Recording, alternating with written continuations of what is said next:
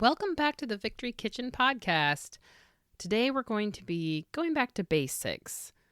I thought it would be great to have an episode where we just talk about rationing, what it is, how it worked, and all of it in one episode because I realize I teach all these things in my first season, but if you want like a go-to refresher episode, this could be it.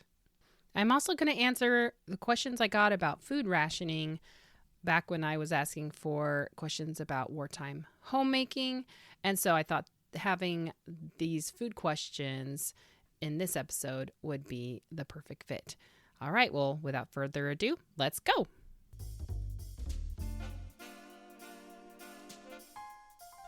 Welcome to the Victory Kitchen, the podcast all about American food rationing during World War II.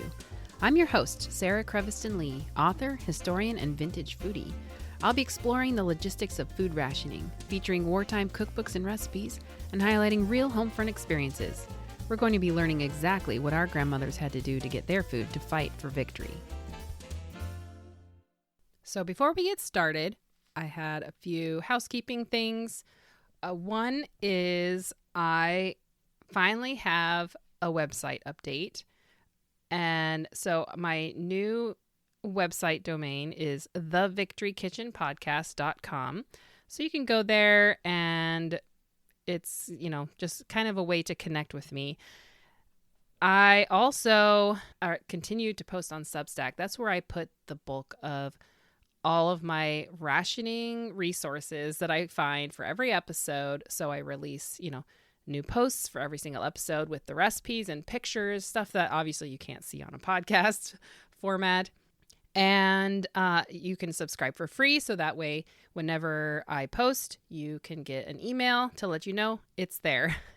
And if you want to or are able to support my podcast more, there's also an option to subscribe and to be a paid subscriber. So and with that comes like extra posts, extra recipes that I actually try out and show you how things turn out and good or bad. And so anyway, it's just got a lot of fun things on there. And then I'm also, fingers crossed, planning a new fun little series. So we'll see how that goes. But anyway, yeah, join me on Substack. Of course, I'm always on Instagram as well. And yeah, that's the update. Exciting stuff going on the back end of things. So let's dive into our topic.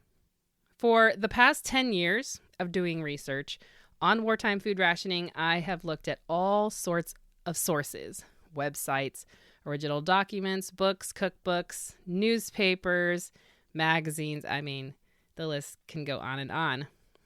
With the rise in popularity of AI and a certain service called ChatGBT, I thought I'd try an experiment to see what ChatGBT could tell me about American wartime eating. Let's just say it was interesting. So I asked ChatGBT, what did Americans eat during World War II? And I got this response. World War II had a significant impact on food availability and consumption in the United States. The war influenced eating habits due to rationing, shortages, and the need to support the war effort. Here are some key aspects of what Americans ate during World War II. So far, so good, right? So rationing. The United States implemented a system of food rationing to ensure that essential items were distributed fairly among the population and to support the military. Commonly rationed items included meat, butter, sugar, coffee, and canned goods. Each person received ration stamps and had to use them to purchase limited quantities of these items. For the most part, that was pretty good. They did not use the ration stamps as the means of purchasing. But that's getting nitpicky. They obviously still had to use money, but it was in conjunction with the money. All right. Next section is victory gardens. To supplement rationed food and boost domestic food production, the government encouraged citizens to plant victory gardens. These were home gardens where individuals and families could grow their own fruits, vegetables, and herbs. This not only increased the availability of fresh produce, but also contributed to a sense of self-sufficiency and patriotism. So far, I mean, it's pretty good. I like that they added in, that ChatGPT added in herbs. You don't really hear a lot about that except maybe in my spices episode. Next section, this is where it gets maybe not as accurate. Meatless and wheatless days. The government promoted certain days when citizens were encouraged to reduce their consumption of meat or wheat to conserve resources. Meatless and wheatless days were designed to ensure that these items were available for the military and allies. For the most part, that's correct, except for the wheatless days. That is something that was from World War I, not World War II, at least for the United States. Meatless days is something also from World War I that carried over into World War II. So there's a little bit incorrect information there. Processed foods. With the need to transport food to soldiers overseas and the rationing of fresh products, processed and canned foods became more prevalent in American diets. Convenience foods like powdered eggs and canned meats gained popularity. Oh boy. Now this was also incorrect, but powdered eggs was not really a thing for Americans at home. Maybe sometimes it was, but it was definitely something in England. Meats, like canned foods, were obviously more expensive and rationed, so I don't know if I could say they rose in popularity. They were definitely convenience foods, so I know people still use those. Substitutes and alternatives. People had to find creative substitutes for rationed items. For example, margarine was often used as a substitute for butter, and honey or molasses could replace sugar in recipes. Well, that's true. Then it goes into talking about instant coffee, making it a practical choice during wartime. I've never read that. That's interesting. And then it talks about powdered milk. With fresh milk in short supply, powdered milk became a common staple. Also not correct.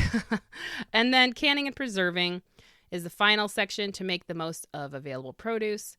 Many families engaged in home canning and preserving. This allowed them to store fruits and vegetables for use throughout the year. Then it sums up a little thing at the end about how war had its challenges on the home front, but also brought about changes in eating habits and encouraged resourcefulness in the kitchen. That's true too. So it's kind of a mixed bag with ChatGBT. And I did tell it, you're mixing up facts from World War I and World War II. And it was like, oh, I'm sorry. And then it just kind of spat out the same exact information. And then I told it they didn't have wheatless days in World War II. That only happened in World War I. And then it said, oh, you're correct. And I appreciate your clarification. And then it just kind of alters what it says about meatless and wheatless days. Anyway, so that was my little adventure with ChatGBT. I know it's like mixed feelings about ChatGBT, especially like where it's getting its information, with permission or not with permission, all of these things. So I'm not necessarily taking a stance on whether I'm a fan or not. But when it comes to rationing and doing research on rationing, there's a lot of information out there. Most of it scratches the surface, and a lot of it is great info, but some of it is incorrect. It's easy to understand because rationing is confusing, and it depends on what country we're talking about and which time period. Since we know ChatGPT scrapes its info from across the internet, it brings this interesting conversation to the fore that is a great example of the misunderstandings surrounding American food rationing. And it's also a good example of why students should never rely on resources like ChatGPT to write history papers. Because it's not differentiating between correct or incorrect information necessarily. It's just kind of gathering it and then presenting it in what sounds like a clear and intelligent way. But unless you're not going to know if it's incorrect information or not. So I feel like this showed that the symptom of the greater problem, and that's the incorrect information that's out there. So that's why I wanted to kind of come back around to the basics, have a rationing 101 talk. What is American rationing and what was rationed and what wasn't rationed? Let's start with why were foods rationed in America. It was to feed our soldiers, which created a strain on available foods. So, example, if the military is putting in an order of 1 million pounds of beef, where's it going to come from? The population number hasn't changed, but they've been shifted around into larger concentrations, and they're being fed from one customer's order, which would be the military. And so that creates a huge burden. Then there's the Lend-Lease agreements, and then later in the war, feeding starving allies. And so that, of course, creates, more demand for only a certain amount of commodities. It was also a way to manage the heightened demand and scarcity made worse by the war. So those were kind of the basic reasons why food was rationed. So how did rationing work? Americans used a system that was based on the British system of having stamps and booklets, and then each citizen having one of these booklets. So we do have to acknowledge Britain came up with that wonderful idea first, and maybe this is also where some confusion comes in, because that particular part is similar. So soon after we entered the war, everyone in the U.S. registered for a book of stamps, which was to be used for purchasing ration goods in conjunction with money. This included everyone from the newest babies to President and Mrs. Roosevelt in the White House. Someone buying food not only had to budget their money, they also had to be aware of how many points they had to spend for rationed items they wished to buy. These points values fluctuated or were ended or started again throughout the war, depending on supply, demand, and availability of certain items. Changes were usually announced in the newspapers, so shoppers had some advance notice. The black market was a real problem, which I'm hoping to have a separate episode on sometime in the near future. And grocers also kept products reserved for favorite repeat customers, so there's that at play as well. Over the course of the war, the Office of Price Administration issued 4 different ration books, books 1 and 2 being the most heavily used. So if you come across some in an antique mall or a flea market and it's book 1 or 2 and there's no stamps inside, don't be surprised. Those are actually a lot harder to find with stamps inside. It's books 3 and 4 that were not as heavily used. So those almost always, at least in my experience, they always have stamps in them.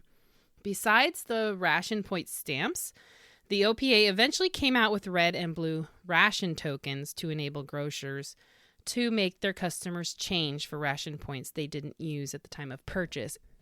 This reduced stress for customers trying to calculate how to use the exact number of points. Red tokens were for meats and fats, and blue tokens were for processed foods. So if you can imagine, if you had to use exact change for ration points, you had to see what items you wanted to buy, what the ration points values were, and then also the price of them, and work that into your budget, but also your menu plan. It was extremely difficult.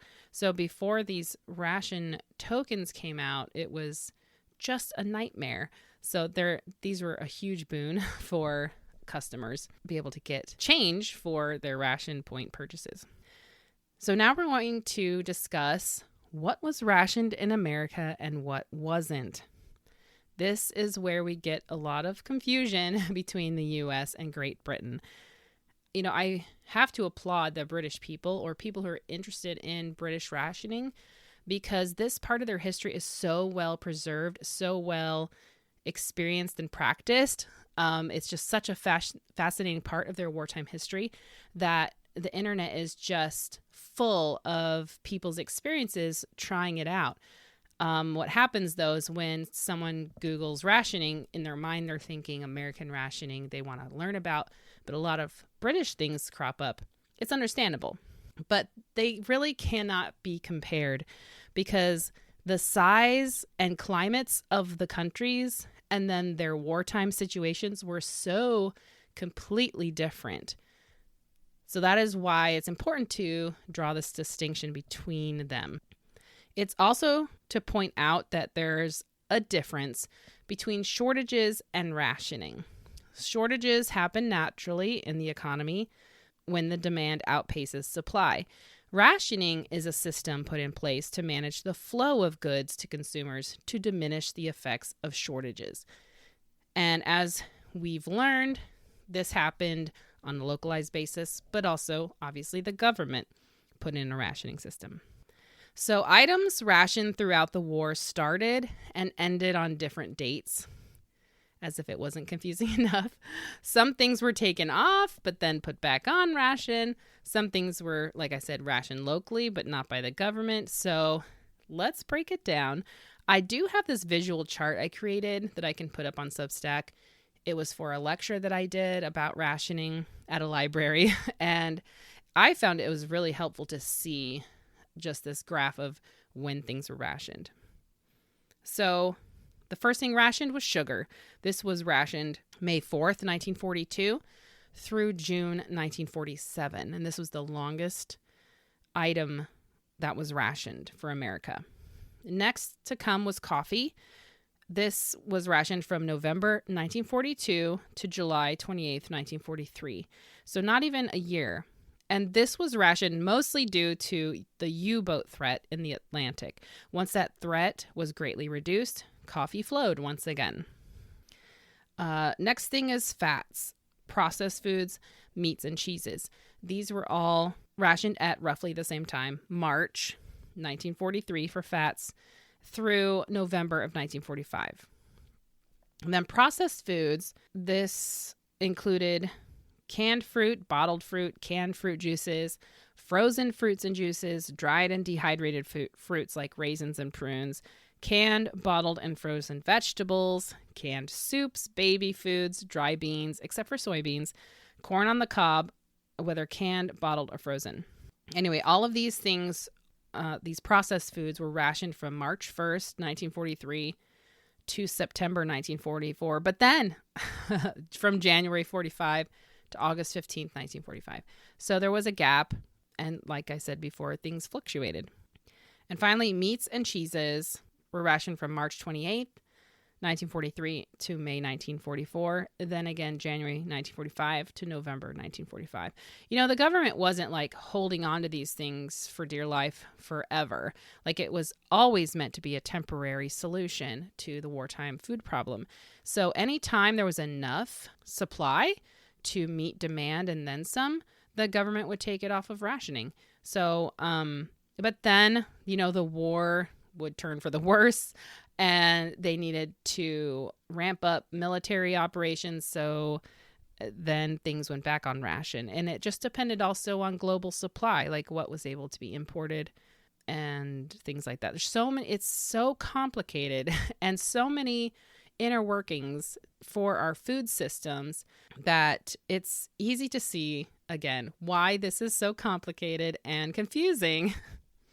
All right, so that's the basics of what was rationed. But I think this part is even more interesting. What was not rationed? Now, I'm really just going to focus on the things that are misconceptions because, I mean, we could go on and on about things not rationed. There was quite a lot of things not rationed. But one of the misconceptions is flour. Many people confuse our rationing of flour from World War I. Flour was not a problem in the U.S. during World War II. In fact, we had a surplus and we were able to have as much as we needed. But there is a small caveat. I did find one instance of wheat rationing on American soil. And this comes from the Nome Nugget, which is an Alaskan newspaper, from 7th of August, 1942. And keep that date in mind.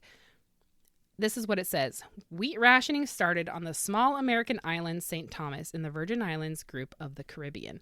The Office of Price Administration said that the 12,000 residents of the two islands will be limited to consumption of 2 pounds of flour a week per person.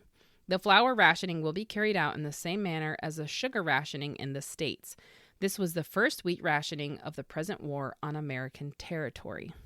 Now let's go back to the date, 7th of August, 1942. So we haven't been in the war for a year yet, and this is within the window of the huge U-boat threat. So an island in the Caribbean, that would make sense that flour would be something hard for them to get. The next item is milk. Now, if you've listened to the milk rationing episode, you know a bit more about this topic, but milk was flowing in our country. But it wasn't a perfect picture. Some places had more milk than others, with an unbalanced higher demand in some areas than others, especially in war production areas. Plus, we were producing powdered milk for our Lend-Lease with England and funneling milk and its products to the military. So there were some areas of the U.S. at different times during the war where they had localized milk rationing, but this was not part of the national rationing program. The next thing is eggs. American chickens were cranking out eggs in wartime. So many farmers raised laying hens and sold eggs that these were not rationed during World War II. In fact, I found a newspaper article from the Dixon Evening Telegraph from Illinois, 8th of June, 1943. Can eggs be rationed? It says, faced with the fact that some 6 million farmers raise and sell eggs and chickens, even the OPA admits that it would be impossible to devise any practical method of rationing them. That's not to say that there weren't any fears that they might be rationed. And some areas of the country even underwent localized temporary rationing of eggs. Part of the problem was people were replacing meat protein with egg protein to save on meat ration points. So it's definitely a cheaper It was definitely a cheaper protein than meat. So obviously there was a greater demand for the eggs, but they were not rationed by the government. In fact, somebody asked me a question on Instagram, and this kind of brought about me looking up whether eggs had price ceiling. And I did find that they did have a price ceiling on them. A lot of things had price ceilings during the war, and the eggs were no exception. In an Oklahoma newspaper dated 8th of November, 1945, it talks about how there's rumors going around and instances of price ceilings being violated for eggs. Some reports have eggs selling for as high as 70 cents per dozen. And I just posted on Instagram today an egg ad with a little chick that says, eggs not rationed. And then it lists the price of eggs, and they're like 45 cents, 44 cents, 55 cents for a dozen, depending on what type of eggs you're getting. So 70 cents per dozen is definitely a markup. It says price ceilings on eggs in this section are in two categories during the period from October 25th to December 13th. And again, this is 1945. For eggs sold in sacks, the ceiling is 52 cents per dozen. And for those sold in cartons, 54 cents per dozen. So that's the ceiling, at least at this point in time in Oklahoma. Of course, around the country, it varied. What I think the most interesting thing here is that I did not know eggs were sold in sacks. So I'm trying to even picture that and how things would not break. But there you go. Another product that we made for Lend-Lease with England and for our soldiers was powdered eggs. So just like powdered milk, powdered eggs was a product, and we still had enough to go around for the most part. There's always that. It just depended on where you lived. And finally, what about meatless days? ChatGBT brought this up, so we might as well dive into it. Like I mentioned before, this concept was made popular during World War I when meat really was a big problem. So having a meatless day was patriotic, and it saved meat for the soldiers. Now, meat was not as big of an issue in World War II as it was in World War I. Of course, maybe the choicest cuts of meat were not available for the regular consumers, and maybe you had to experiment with organ meats, but we still had access to meat proteins, even if our access was restricted. So this concept of meatless days was perpetuated into World War II, and you see that reflected in recipes and newspaper articles highlighting ways to stretch your meat or to replace meat with vegetable protein like soybeans. So not surprisingly, many World War I era recipes made the rounds again in newspapers during World War II. And that's always fun to see. Okay, so that is the basics of rationing. Of course, you can always get more detailed, but that's what the individual episodes are for. So if you're interested in any more of these topics, just skim through the episodes and find one that interests you in particular. Now we're going to go over the rationing questions that I received on Instagram. Oh man, was it back in February? I don't know. It's been a while, so I'm sorry that this took so long. First up is this question. What are some ways to fill out a meal when you have very little meat to work with? This is perfect segue from our meatless days. There were some tips from the cookbook feature from the last episode, Victory Meat Extenders. So they suggest filling out meat with vegetables or breadcrumbs, a meatloaf with a layer in the middle of leftover vegetables like cooked carrots, peas, and green beans, adding pasta, biscuits, bread, rice, or beans to the recipe. I see this so much with wartime recipes. There's always like a noodle ring with the meat or something in the middle, or rice or beans, or bread is used a lot as well. So this is a for sure thing. Using meat in soup and then repurposing meat leftovers is another good tip. Some people supplemented their meat ration with hunting and fishing. I have a whole episode about that, one of my favorite episodes. So that was really important. And then definitely planned menus. I know this sounds maybe like it doesn't relate, but planning out your menus so you can best put to use the meat that you do have was really essential for homemakers. I have this Marie Gifford's Kitchen Service Bulletin number 102, and it says, buying and cooking meats for two. These are some tips. Make plans ahead. You're a wise cook if you keep your menu sheet handy and organize several meals ahead of time. With a little serious thought in this direction, shopping becomes easier. You avoid monotony and duplication, and you save time and money. Another advantage to actual planning of meals is that you can study the foods which go best with the meat you are buying, and you can select these accompaniments when they are in season, when they are at their best. Those are some really good tips. Shopping seasonally was the cheapest way. And in my episode about the freezer locker plants, they talk about that. Buying the cheapest in season, freezing it, and then having it available when those fruits and vegetables are more expensive in the wintertime or hard to get. The next question is, what are some good snacks for children that are still ration friendly and delicious? This really depends on your children's tastes. And I have to say that the tastes of children in wartime are not the same as now. They used a lot of things like nuts, raisins, and molasses for children because of how healthy they were, and milk as well. My son, unfortunately, cannot participate in that part of ration recipes. We always have to substitute non-dairy milk, but we make it work. And I've tried lots of various recipes with some success with my kids.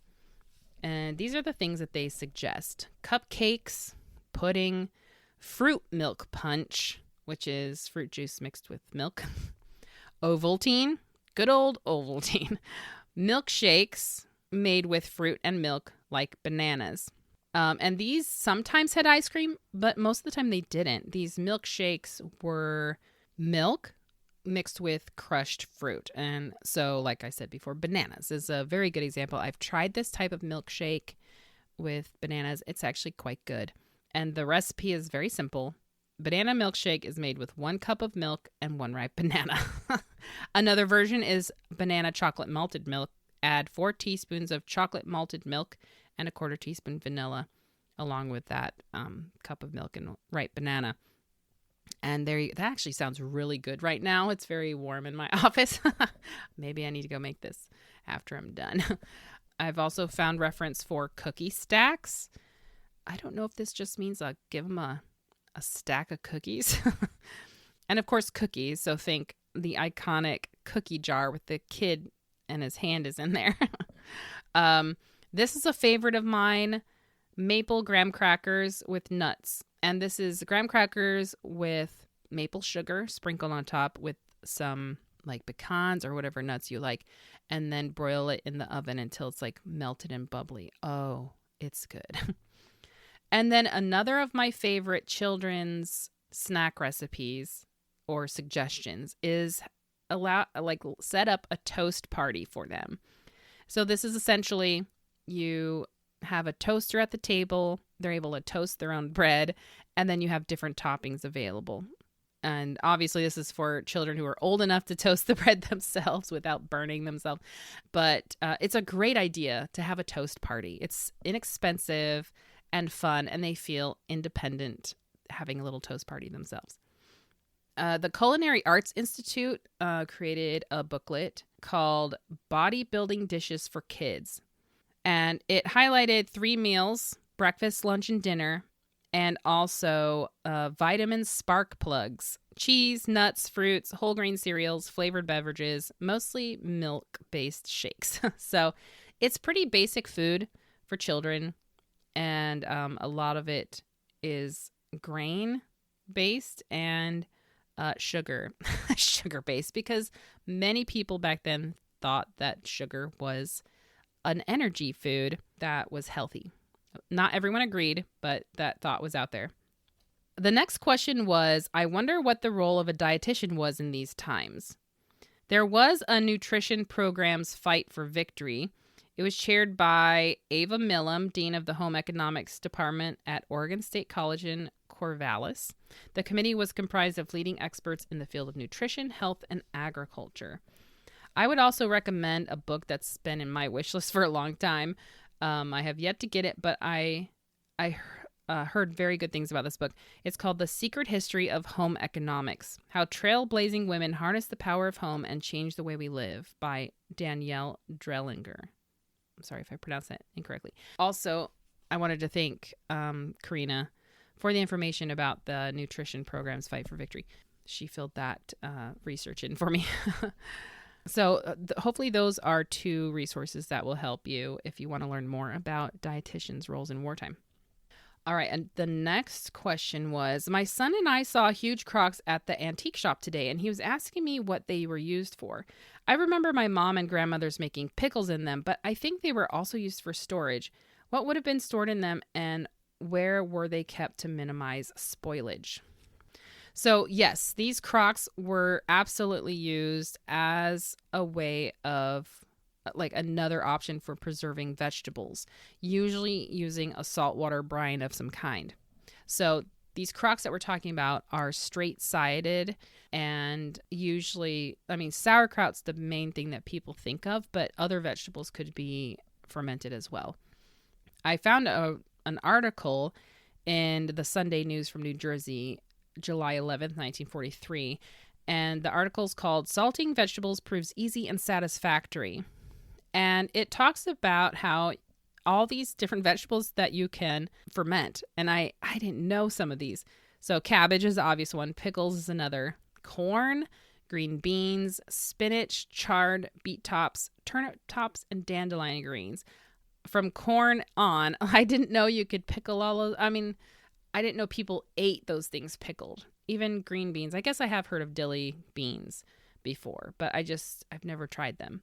So this opens up a whole lot of options, because I do have a couple of these Crocs myself, and I've always wanted to try. So I hope that answers the question. Where they would be stored, it depends on it depended on your house. Like, usually it was kept in a cool, dark place, like in the cellar, or if you were lucky enough to have a spring house. I don't see many people living in apartments using these back in that time. But usually definitely a cold or a cool, dark place. The next question is, also, I would be interested to hear how long foods could be kept in ice boxes before spoilage was a concern. How long would the ice last before needing a replacement block of ice? I love this question because it's important to acknowledge that not everyone had electric refrigerators by the time World War II came along. A lot of people did, but not everyone. And then in wartime, new appliances weren't being produced during the war. So if you wanted a new fridge, you had to wait.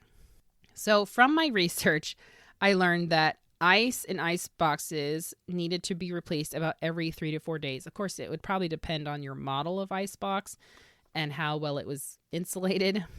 And this also depended on how often you opened it, how full it was, how much ice your particular model would take, etc. But 3 to 4 days is about the approximate amount. And then the ice delivery man would deliver that ice on a regular basis. Next question is, did most families really eat dinner together, or was it more of a nursery dinner first for the kids, then adults later? I've seen vintage meal plans for both and never even considered feeding my children first, then eating later. Brilliant. This is great. This is a really great question. I have also seen both. Family dinners were an important institution during a peacetime, but during wartime, propaganda would encourage meals around the table to symbolize security and stability. I have seen a couple references to feeding the children first and the adults would eat later, but this would more than likely depend on family culture and practical needs. So if dad worked a later shift at the plant, the kids would eat dinner at the usual time, and mom might eat with him when he came home. It really just depended on individual families. Some families even had boarders staying in their home, and that would affect meal times too. So it really just depended. But I think for the most part, at least from the menus that I've seen, it was geared towards families sitting down together. That doesn't mean that's what people did, but that's just at least the trend that I've seen. Here's the next question. A lot of 1930s, 40s meal plans I've read have multiple courses or at least more dishes than I would expect or make myself. Was it normal to have soup, several sides, entree, etc., or was that more of a fancy magazine living type of thing? Another great question. So this is pretty typical in a lot of women's magazines and cookbooks from the time to have these multiple courses like soup and the main dish and dessert and drink after kind of a thing. But we have to keep in mind, though, that these sources like magazines and some cookbooks were geared towards middle upper class women. So less income would make multiple courses difficult or not even possible. I think they also are showcasing a possible ideal, but a family situation might not be able to replicate the ideal. What's interesting, though, is to compare some cookbooks that I have in my collection. One is the Modern Family Cookbook, and this was very basic foods. And a lot of them would be recognizable for most Americans that are used to the standard American cuisine culture.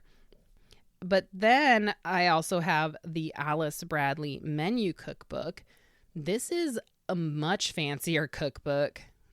The copy I have, I believe, is from 1944, and it barely acknowledges the war. In fact, it's like, these are some tips to make things stretch farther, et cetera, but we've just left the recipes alone and you can just alter them as you like.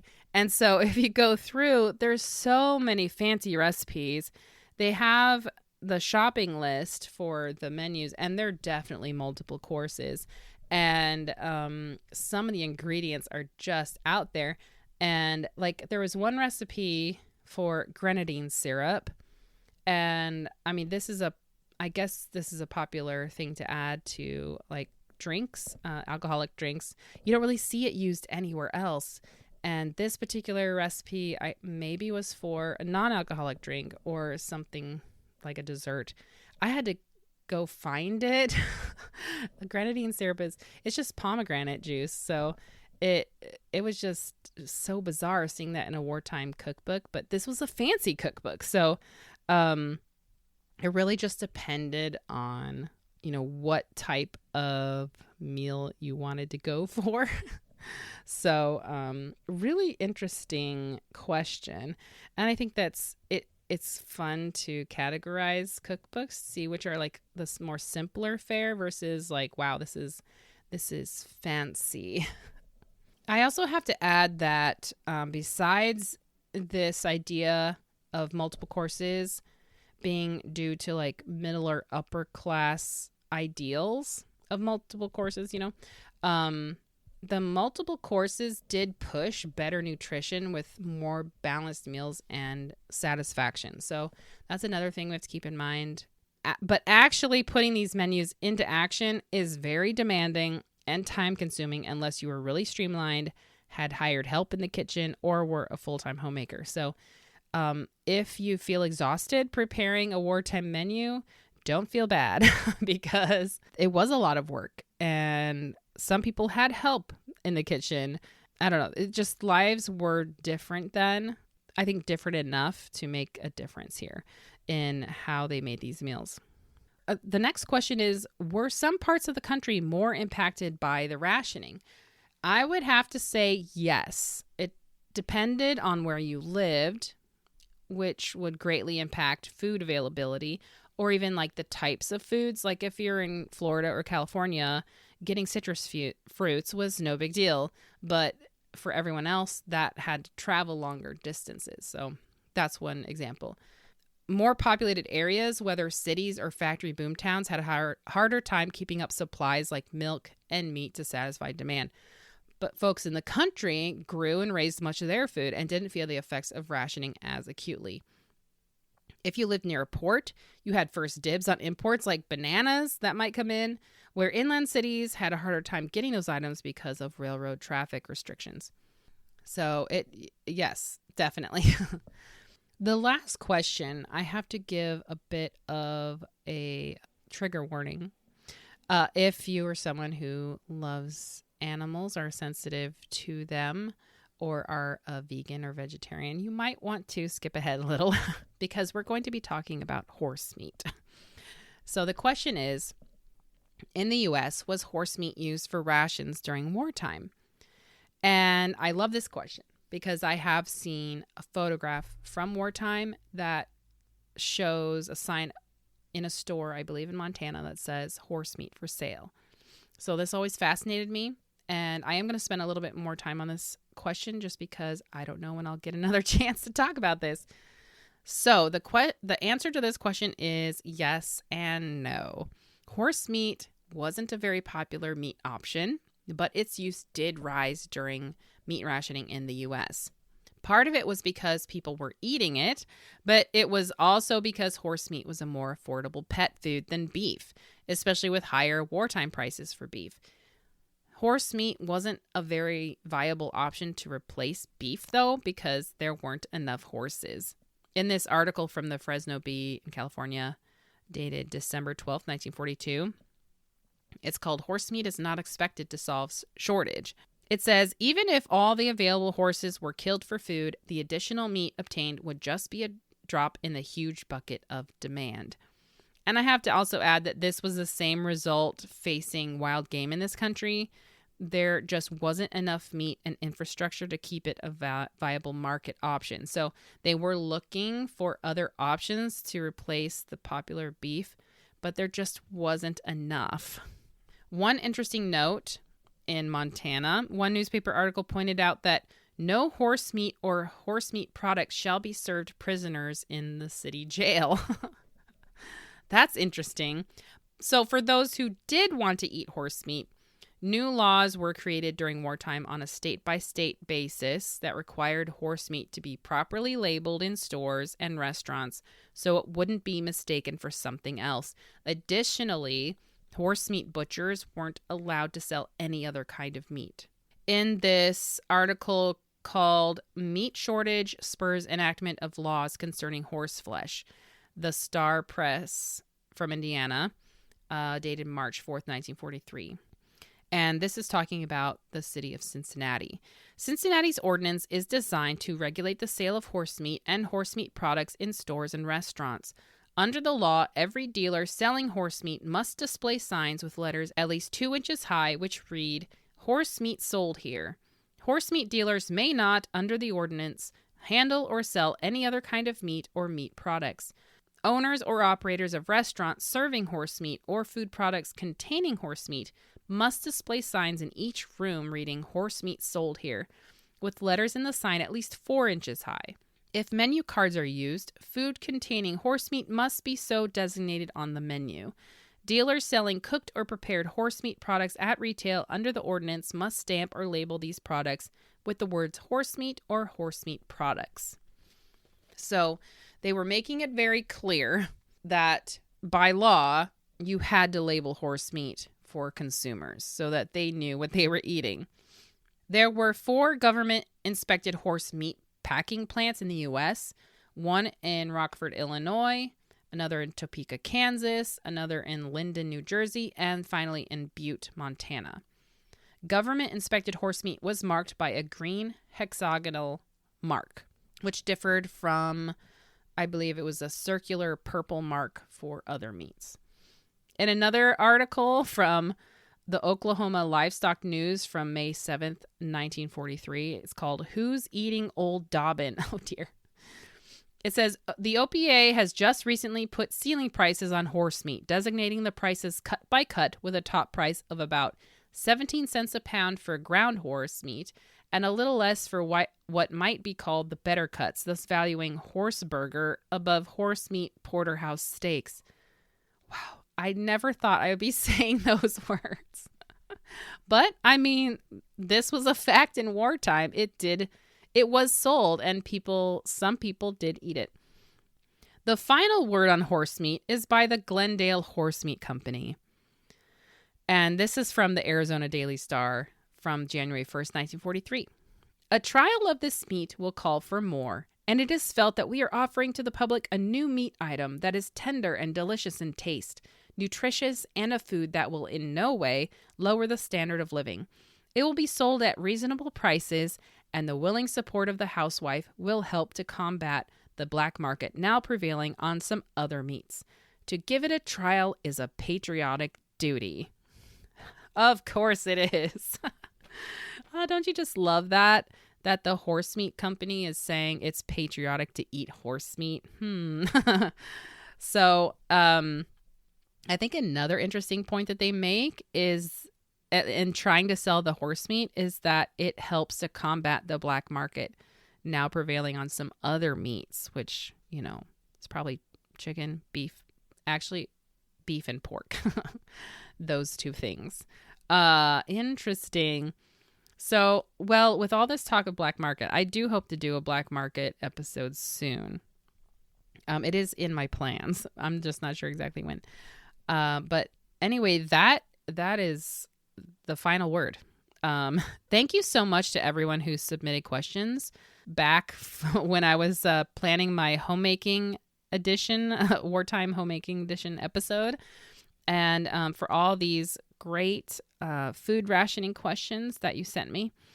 It made for some really interesting research. So thank you. I hope I answered your questions, and if you have any more, you can submit them on my website, thevictorykitchenpodcast.com.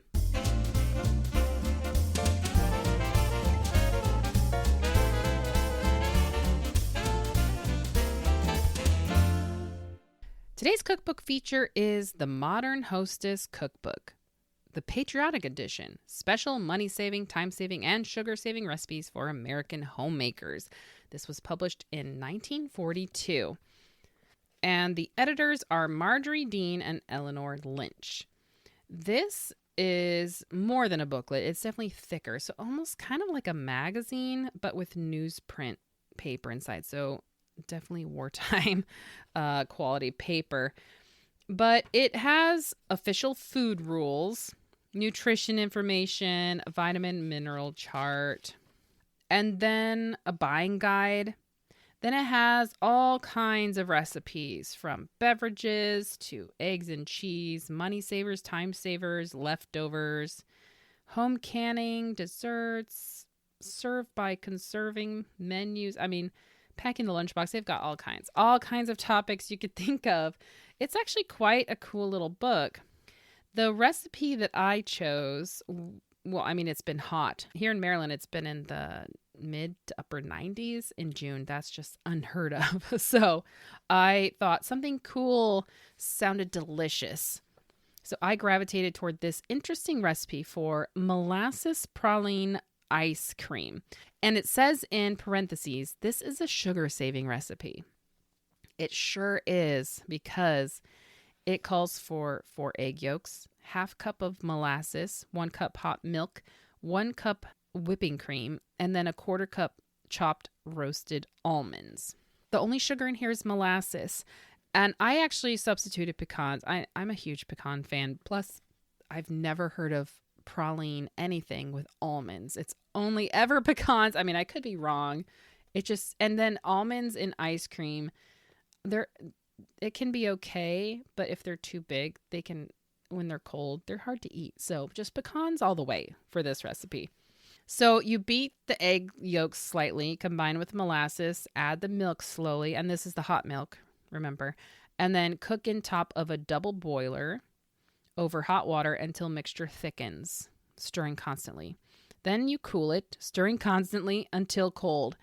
Then you chill it. You whip the cream to custard consistency. So this would be before you get to the stiff peaks. It would be a little bit less than the soft peaks. And then you fold into the molasses mixture. Pour into a tray of an automatic refrigerator with control set at the coldest point. Stir once when mixture is half frozen.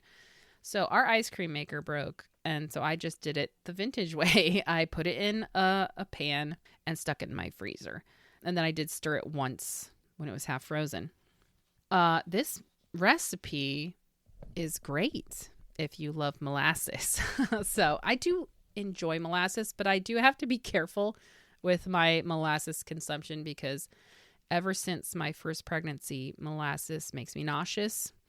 It's been much better in recent years, and my oldest is now 17. So it's taken me a long time to get over this molasses thing. But so I could only have this in small amounts. But I have to say that, I mean, this makes sense that the flavor of the molasses is much more pronounced when it's a softer ice cream, like it's warming up. When it's cold, you don't taste it as much. And that just makes sense because it's just colder. But it is quite, I mean, if you like molasses, it's a really delicious ice cream, a really interesting way of saving on sugar or just having less sugar in general. It's also very good for you. It's high in iron. And now if you want to turn this into like a gingerbread kind of ice cream, you could do so very easily by adding some ginger and cinnamon, nutmeg, like all those yummy gingerbread spices, cloves. And then I think that would completely transform this recipe. But overall, I thought it was nice. The pecans were raw. Or no, they weren't. I think I did toast them a little bit. Oh, I can't remember now. Definitely roast your pecans or whatever nuts you're putting in there. And I would suggest maybe making some sugared pecans to put in here. So I've done that with maple syrup and butter, like toasting them in a pan with the butter and then adding the maple syrup. And then that way you're candying them a bit. I think that would make them even, like, just pop even more in this recipe. Of course, that's not saving as much sugar, but with maple syrup it would be. So anyway, definitely give this one a try if you're a molasses fan. And then feel free to experiment by adding those spices for an early wintry recipe. But yeah, delicious, and definitely give this one a try.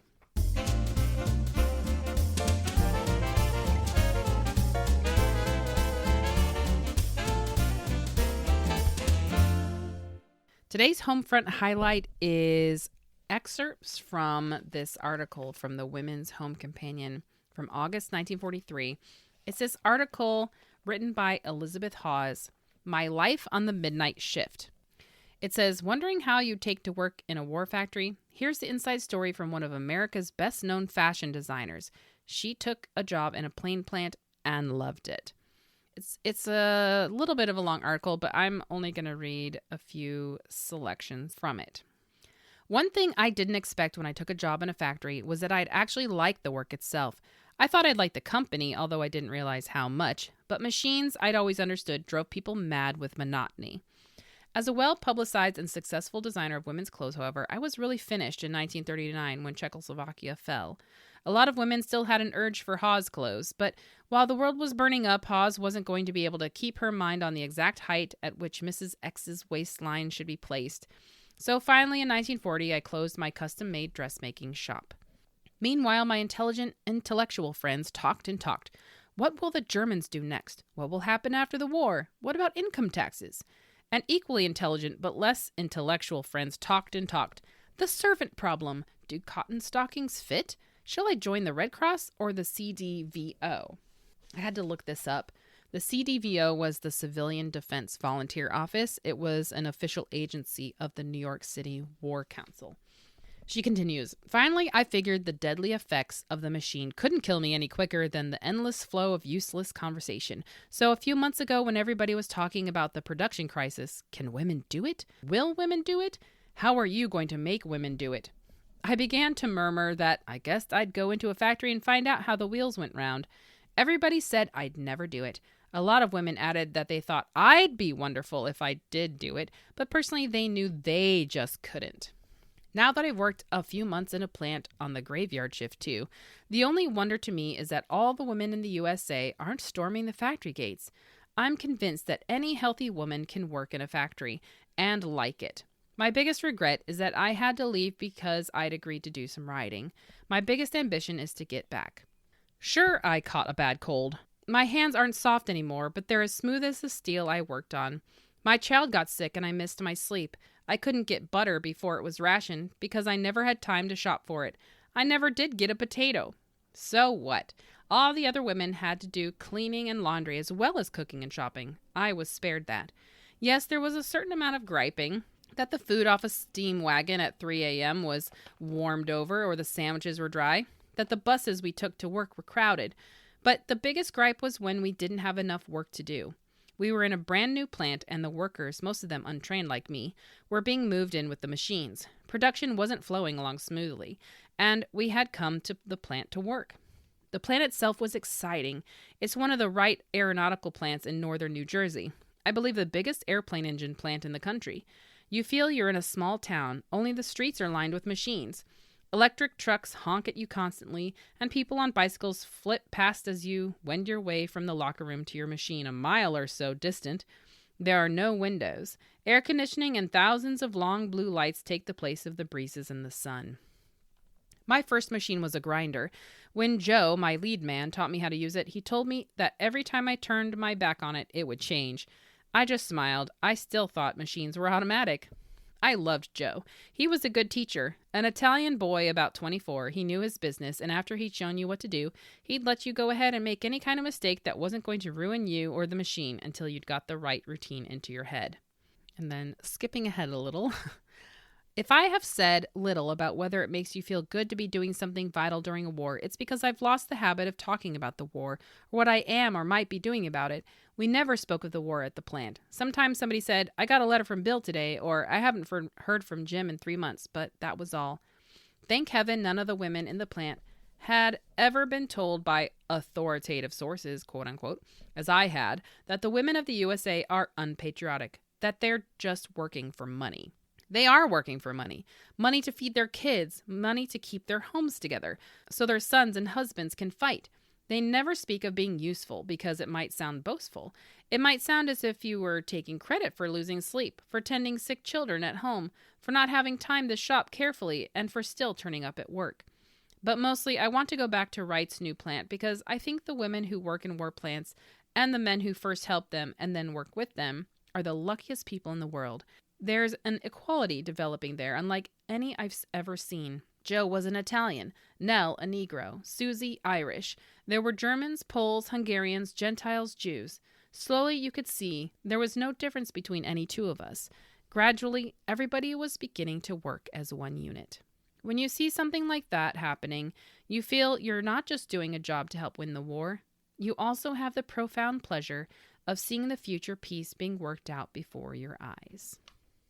I just felt like her story was really interesting, and I love the details of, why she went to work in the factory and what she did there, and her feelings about it. I love the confidence that she has in herself, in her work there, and the other people's work there. And, maybe it's painting a bit of a rosy picture because at this point in the war, August of 43, they are trying to get women to work in factories. So showcasing positive stories like this, they're going to do it in women's magazines. So maybe there's a bit of a slant there, but overall, it's really cool to see some behind the scenes of some of these plant workers in wartime. And anyway, I thought that was a great story to share. If you'd like to read the entire article, I am going to try and have an image of this in my Substack post for this episode, so you can read the whole thing.